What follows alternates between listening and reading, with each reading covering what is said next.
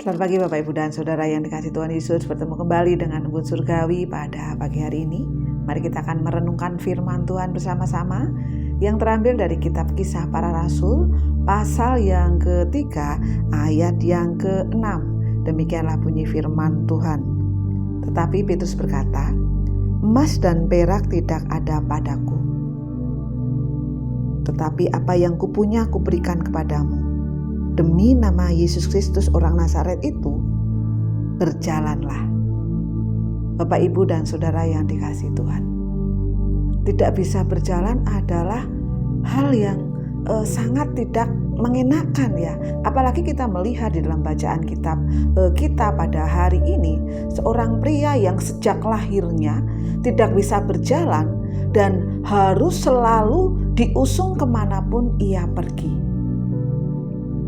Dia mencari nafkah dengan cara meminta sedekah di gerbang bait Allah yang dikatakan di situ disebut yang gerbang indah, di mana gerbang itu selalu dilewati oleh banyak orang, dan ini adalah tempat strategis untuk pria lumpuh ini meminta sedekah ya, karena banyaknya orang yang lewat untuk masuk ke bait Allah. Bapak, Ibu, dan Saudara yang dikasihi Tuhan, sore itu dikatakan di dalam Kisah Para Rasul bahwa Petrus dan Yohanes ke bait Allah. Ketika dia melihat seorang laki-laki yang lumpuh sejak lahirnya, orang lumpuh itu karena kebiasaannya memang minta sedekah, dia minta sedekah kepada Petrus. Bapak, Ibu, dan Saudara yang dikasihi Tuhan, zaman sekarang ini ya, banyak orang yang mengatakan uang, dan uang itu sangat penting karena segala sesuatu dibutuhkan uang ya, sehingga di dalam persaingan dunia ini seolah-olah uang ini nomor satu ya. Bagaimana pria lumpuh tadi, dia minta sedekah ke siapapun yang hadir di tempat itu untuk masuk ke gerbang bait Allah.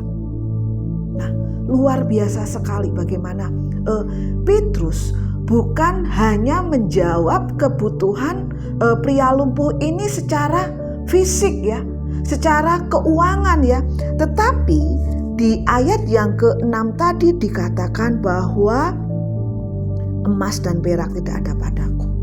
Aku mungkin gak punya uang ya, aku gak punya harta ya, tetapi ya dikatakan ya, apa yang kupunya kuberikan kepadamu.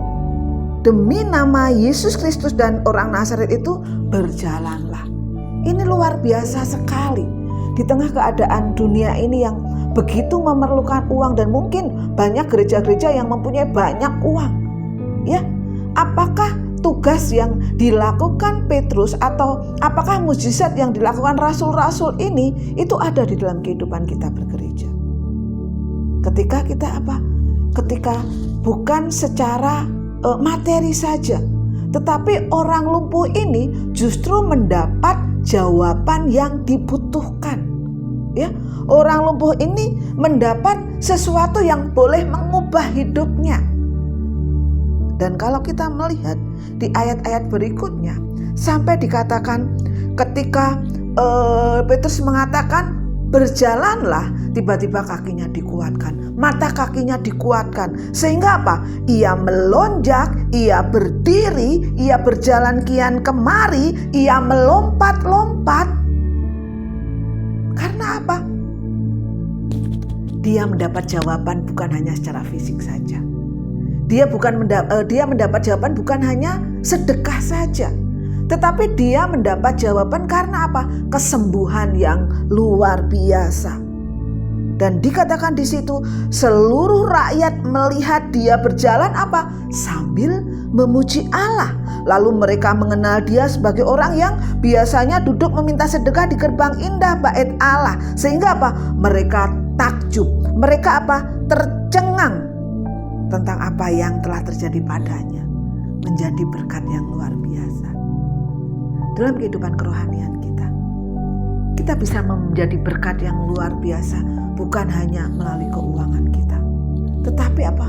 Melalui kuasa yang Tuhan Yesus nyatakan di dalam kehidupan kita.